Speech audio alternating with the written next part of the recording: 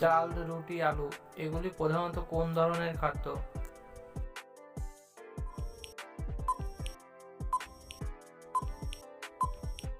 সঠিক উত্তর energy giving food. দুধে কোন ভিটামিন নেই?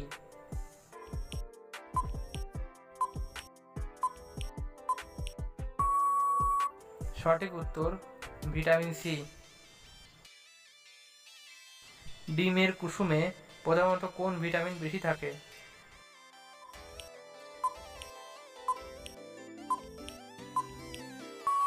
সঠিক উত্তর ভিটামিন ডি। কোন খাদ্যকে প্রোটেক্টিভ ফুড বলা হয়?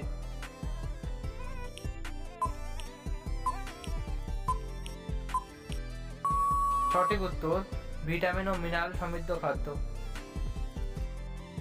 অ্যানিমিয়া রোগ প্রধানত কোন খনিজের অভাবে হয়?